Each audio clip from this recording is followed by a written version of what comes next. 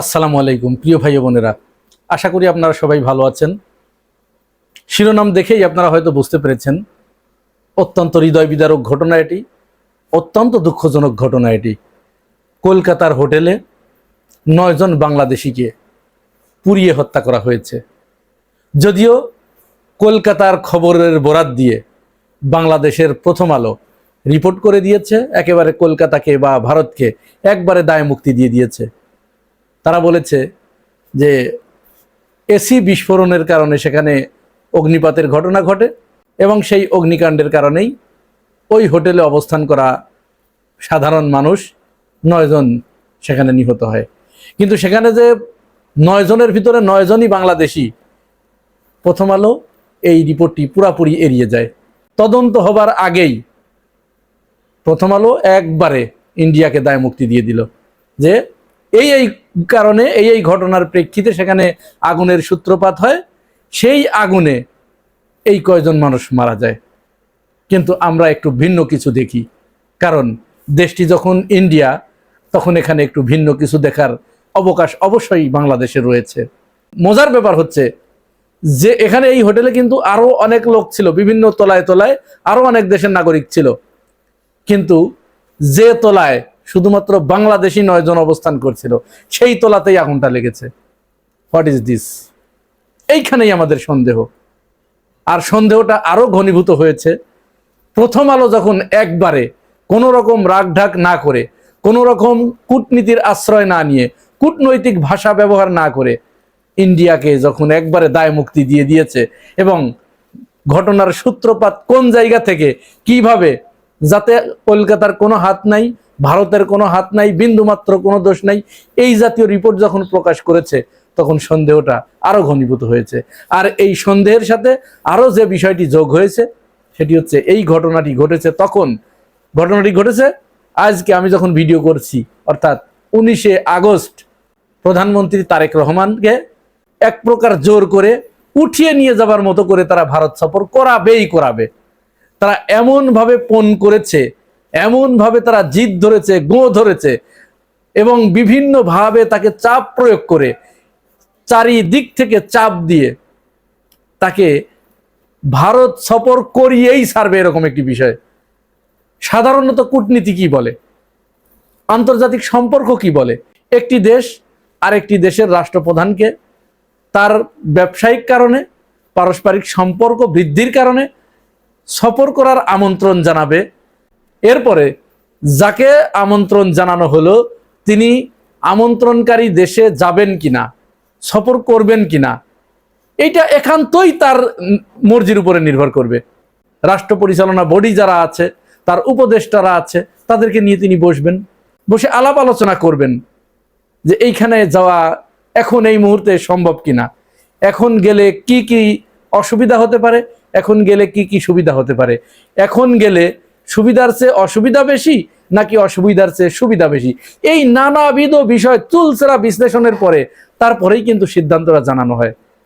ঠিক নির্বাচনের পরবর্তী সময়কাল থেকেই ভারত বাংলাদেশের মাননীয় প্রধানমন্ত্রী জনাব তারেক রহমানকে সে দেশে সফর করার জন্য একের পর এক চাপ প্রয়োগ করে আসছে। প্রথমে তারা আমন্ত্রণ জানিয়েছে, আমন্ত্রণ জানাতে যখন এই দিক থেকে সেইভাবে রেসপন্সটা আসে নাই, তখন তারা কি করেছে আপনাদের মনে আছে নিশ্চয়। তার সর্বশেষ যে প্রেসার হিসেবে তারা যেটা করলো, একদিক দিয়ে প্রধানমন্ত্রীর ওই অফিসের দরজা দিয়ে ঢুকিয়ে দিল দীনেশ ত্রিবেদীকে, আর অন্যদিকে চীন থেকে সরাসরি তাদের যে গোয়েন্দা সংস্থা সেই এর প্রধান পরাগ জৈনকে সেখানে ঢুকিয়ে দিলেন। এবারে দ্বিমুখী চাপ দেয়া শুরু হলো। উদ্দেশ্য তাদের এরকম, তুমি কেন যাবা না, তোমাকে যেতেই হবে। আমাদের খুব মনে পড়ে যাচ্ছে এখন, আপনাদের মনে আছে নিশ্চয়, কিছুদিন আগে মার্কিন যুক্তরাষ্ট্রের প্রেসিডেন্ট ডোনাল্ড ট্রাম্প তিনি ভেনিজুয়েলার প্রেসিডেন্ট মাদুরোকে জোর করে উঠিয়ে নিয়ে গিয়েছিলেন, মনে আছে? আমাদের তো মনে হচ্ছে ভারত প্রধানমন্ত্রী তারেক রহমানকে পারলে এইভাবে উঠিয়ে নিয়ে যায়। কেন রে ভাই, এত স্বার্থ কেন তোমার? এখন বাংলাদেশের প্রধানমন্ত্রী সেখানে যাবেন, সেখানে গেলে তিনি কতটুকু নিরাপত্তা পাবেন? তার কি কোনো নিরাপত্তার গ্যারান্টি আছে? দেশটি যখন ভারত, তখন তো এই অবিশ্বাসটুকু বাংলাদেশের মানুষ করতেই পারে। কারণ ইতিপূর্বে তারা বাংলাদেশের সাথে এমন কোনো আচরণ করে নাই যে আচরণের কারণে তাদের উপরে বিশ্বাস স্থাপন করা যায়, এরকম নজির তারা স্থাপন করতে পারে নাই।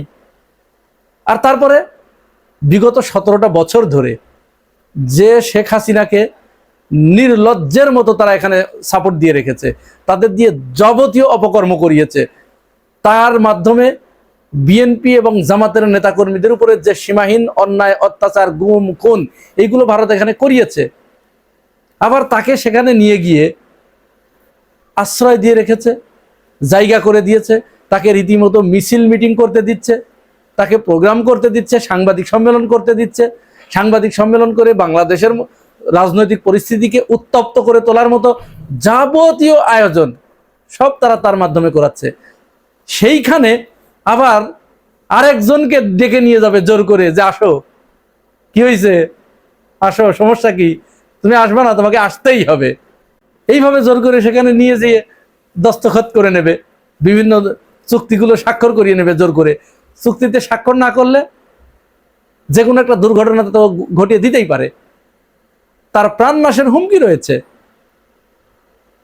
সুতরাং সবকিছু চিন্তা ভাবনা করে, তার নিরাপত্তার ইস্যুগুলো চিন্তা ভাবনা করে ভারতের সাথে এই মুহূর্তে সম্পর্ক কতটুকু সুখকর হবে, এই সব বিচার বিবেচনা করার পরে যখন মাননীয় প্রধানমন্ত্রী জনাব তারেক রহমান যখন ছাপ জানিয়ে দিয়েছে, দুটি শর্ত যখন তার সামনে ফেলেছে, ভারতের সামনে, যে তুমি উসমান হাদির হত্যাকারীকে ফেরত দিতে হবে, আর 2, শেখ হাসিনাকে চুক্তি মোতাবেক ফেরত দিতে হবে। এই দুটি শর্তে যদি তুমি রাজি হও, আর 3 নাম্বার আরেকটি শর্ত এখানে সংযুক্ত করে দিয়েছেন, যে তোমাকে উপযুক্ত একটা পরিবেশ তৈরি করতে হবে। উপযুক্ত পরিবেশ মানে কি? এই মুহূর্তে সেখানে পরিবেশ নাই, সেখানে যাওয়ার মতো কোনো পরিবেশ নাই এই মুহূর্তে। বাংলাদেশের প্রধানমন্ত্রী ভারত সফর করবে, এই ভারত সফরের যাওয়ার জন্য যে ধরনের পরিবেশ সেখানে থাকা দরকার, সেই ধরনের পরিবেশ এই মুহূর্তে নাই নাই নাই। তাহলে কেন তিনি সেখানে যাবেন? এই 3টি শর্ত যখন দিয়ে দিয়েছে, এই 3টি শর্ত দেওয়ার পরে একসাথে তারা এবার কয়েকটা বিষয় এখানে দেখেন লক্ষ্য করার মতো। তাদের যারা কূটনীতিক আছে, রাজনীতিবিদ আছে, এবং তাদের যে সমস্ত মিডিয়াগুলো আছে, মিডিয়া হাউসগুলো আছে, তারা একের পর এক বাংলাদেশ এবং প্রধানমন্ত্রী তারেক রহমানকে নিয়ে উপর্যুপরি কুরুচিপূর্ণ মন্তব্য করে যাচ্ছে। তাদের পত্রিকাগুলো কুরুচিপূর্ণ ভাষায় শিরোনাম করছে, আবার তাদের কূটনীতিবিদেরা, তাদের রাজনীতিবিদেরা কুরুচিপূর্ণভাবে তারা মন্তব্য করছে। এর ভিতরে বেশ কয়েকজন আছে, তার ভিতরে উল্লেখযোগ্য বিনা স্বীকৃতি, যিনি বাংলাদেশে সাবেক ভারতীয় হাই কমিশনার ছিলেন, সেই বিনা স্বীকৃতি তিনি পরিষ্কার করে বলেছেন যে বাংলাদেশের প্রধানমন্ত্রী তারেক রহমান ভারত সফরের ব্যাপারে তিনি অত্যধিক রূঢ় এবং অহংকারী মনোভাব পোষণ করছেন। মানে বিষয়টা এরকম, বাংলাদেশের তো নিজস্বভাবে সিদ্ধান্ত নেবার স্বাধীনতা তার নাই, এটা ভারতের অঙ্গরাজ্য, তো এজন্য উনি যখন যাবেন তখনই ওনাকে এখান থেকে তাকে যেতে হবে, উনি ডাকলেই ওখান থেকে জি হুজুর আসছি এরকম করতে হবে। আরো 2 জন কূটনীতিক, তারাও অত্যন্ত কদর্যপূর্ণ ভাষায় মন্তব্য করেছে, এবং তাদের এই মন্তব্যের মাধ্যমে তারা এই মনোভাব প্রকাশ করে দিয়েছে, তারা এটি প্রকাশ করে দিয়েছে যে এই বাংলাদেশ তাদের একটি অঙ্গরাজ্য, তারা যখন ডাকবে তখনই বাংলাদেশের প্রধানমন্ত্রী যেই থাক তাকে ছুটে যেতে হবে, জি হুজুর করতে করতে, যে তাদের পায়ে কদম বুচি করতে হবে। কিন্তু মিস্টার দাদাবাবু, পরিষ্কার করে শুনে রাখুন, যে অপকর্ম বাংলাদেশের উপরে করেছেন, বাংলাদেশের সাথে যে অপকর্ম করেছেন, এই অপকর্মের প্রায়শ্চিত্ত তো আপনাকে করতে হবে। আপনি অপরাধের প্রায়শ্চিত্ত করবেন না, আবার যখন ডাকবেন তখন আপনার কাছে ছুটে যাবে, না, সেই দিন আর নাই দাদাবাবু, সেই দিন আর নাই, ওটা সম্ভব না। যাই হোক, যে কথাটি বলতে গিয়ে এত দূরে চলে আসলাম, পরিস্থিতি যখন এই, মাননীয় প্রধানমন্ত্রী যখন পরিষ্কার করে জানিয়ে দিলেন যে তিনি যাবেন না এই 2টি বিষয়ের সুরাহা না হওয়া পর্যন্ত, ঠিক তার 2য় দিনেই ভারতীয় কূটনীতিকেরা, সাবেক কূটনীতিকেরা, তারা ওই ধরনের কদর্যপূর্ণ ভাষায় মন্তব্য করা শুরু করলেন। আর দ্বিতীয় যে মারাত্মক ভয়ঙ্কর ঘটনাটি ঘটলো, কলকাতার হোটেলে 9 জন বাংলাদেশি আগুনে পুড়ে মারা গেলেন। বাংলাদেশের জনগণ এইটাকে কোনো মতো অবস্থায় বিচ্ছিন্ন ঘটনা হিসেবে দেখতে চায় না, এবং এটি দেখার সুযোগও নাই।